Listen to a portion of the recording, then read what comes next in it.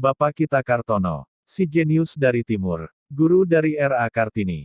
Setiap tanggal 21 April, bangsa Indonesia memperingati hari lahir seorang tokoh wanita, Raden Ajeng Kartini.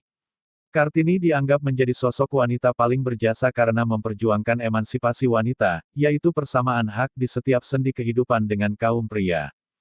Kartini dinilai menjadi pendobrak tirani yang lama menindas wanita Indonesia. Namun, di balik kemasyhuran dan cemerlangnya nama Kartini, ada satu sosok yang sangat berpengaruh yang menjadi guru sekaligus inspirasi bagi Kartini. Dialah Raden Mas Panji Sosrokartono, kakak sekaligus guru bagi Kartini. Hanya berselisih 2 tahun, keduanya sangat dekat. Kartono menjadi tempat bertanya, curhat dan berkeluh kesah bagi Kartini remaja. Kartono dikenal sangat cerdas karena mendapat kesempatan menimba ilmu pendidikan tinggi di luar negeri. Wajar saja, sang ayah adalah seorang patih yang kemudian menjadi Bupati Jepara. Beda dengan Kartini yang harus menjalani pingitan sejak usia 12 tahun karena seorang wanita, Kartono justru mendapat dukungan penuh sang ayah, Raden Mas Adipati Aryo Sosroningrat. Usai tamat dari ROP Slahere School di Jepara, Kartono masuk ke HBS Semarang. Selanjutnya, tahun 1898 dia pergi ke negeri Belanda untuk melanjutkan studinya. Kartono semula memilih jurusan teknik di Leiden, namun dia kemudian pindah ke jurusan bahasa dan kesusastraan timur. Dari tanah Ratu Wilhelmina ini, Kartono mengirimkan buletin dan buku-buku kepada adiknya yang gemar membaca. Dari bahan-bahan yang dikirimkan itulah, Kartini remaja mendapat pencerahan yang kelak mengubah nasib para wanita Indonesia. Kartono tamat dari perguruan tinggi Leiden dan bergelar Doctorandus in the Oostersettale. Ketika itu, dia menjadi orang Indonesia pertama yang mendapat gelar sarjana. Muhammad Hatta, bakal wakil Presiden RI pertama saat itu bahkan memuji dan menjuluki Kartono sebagai manusia cerdas dari Indonesia. Kartono terkenal karena menguasai 24 bahasa asing dan 10 bahasa daerah di Indonesia. Setelah meraih gelar sarjana, Kartono kemudian melanglang buana di Eropa. Kejeniusannya memang sudah nampak sejak masih kuliah. Ketika menjadi penerjemah di Wina Austria, dia mendapat julukan sebagai jenius dari timur. Pada September tahun 1899, dalam sebuah kongres bahasa dan sastra Belanda ke-25 di Gent, Belgia, Kartono menyampaikan pidato berjudul Het Nederlands in Indie, yang semakin membuat namanya terkenal. Isi pidato itu menohok pemerintah Belanda yang menjajah Indonesia, karena mempertanyakan hak-hak kaum pribumi yang pemerintah Belanda tidak penuhi. Sayang, di saat Kartono mulai mendapatkan pengalaman berharga saat bekerja, dia harus mendengar berita duka, kepergian sang adik R.A. Kartini tepat 4 hari setelah melahirkan anak pertamanya.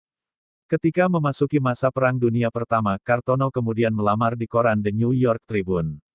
Karena kemampuan bahasa asingnya, koran tersebut menerimanya sebagai wartawan perang.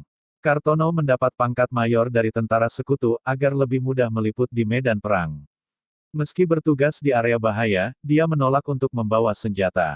Ketika Liga Bangsa-Bangsa, cikal bakal PBB, berdiri atas prakarsa Presiden A.S. Woodrow Wilson tahun 1919. Kartono menjadi kepala penerjemah semua bahasa yang ada di Liga Bangsa-Bangsa. Kartono bahkan menjabat posisi tersebut selama 10 tahun, mengalahkan para kandidat lain dari seluruh dunia.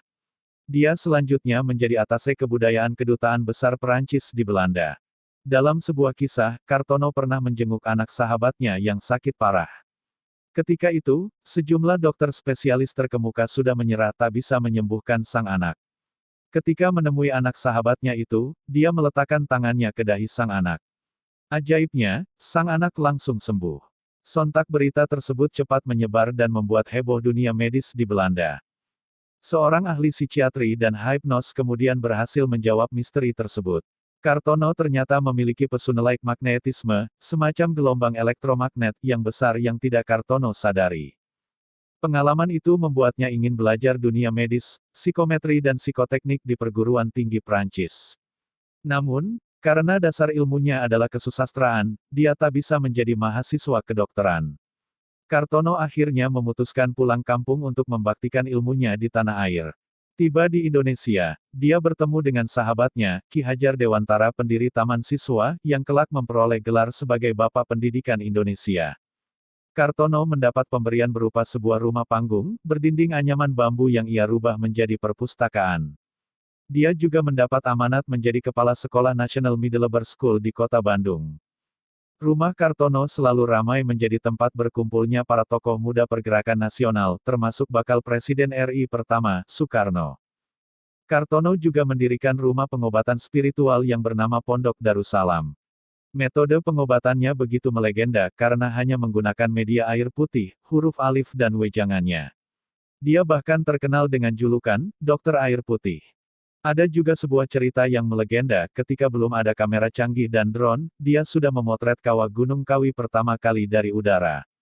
Dia tidak menggunakan helikopter atau pesawat, melainkan lewat kemampuan ilmu spiritualnya. Sesuatu yang hingga kini sulit terbayangkan oleh logika. Tragis, kehebatan Kartono di usia muda berbanding terbalik dengan apa yang ia alami di penghujung hayatnya. 3 tahun sebelum proklamasi kemerdekaan, Kartono menderita sakit yang mengharuskannya duduk di kursi roda. Waktu itu, dia belum sempat berumah tangga. Selama 10 tahun di kursi roda, Kartono akhirnya menutup usia. Dia wafat saat berumur 74 tahun pada Februari tahun 1952. Kartono dikebumikan di samping makam kedua orang tuanya, di Sedomukti, Desa Kalipitu, Kabupaten Kudus, Jawa Tengah.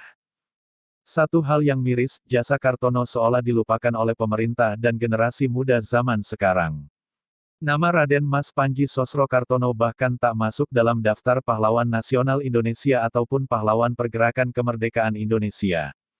Seperti Kartini yang menjadi sahabat, adik sekaligus muridnya, dia memiliki pengaruh, sumbangsih dan kontribusi yang sangat besar buat bangsa Indonesia.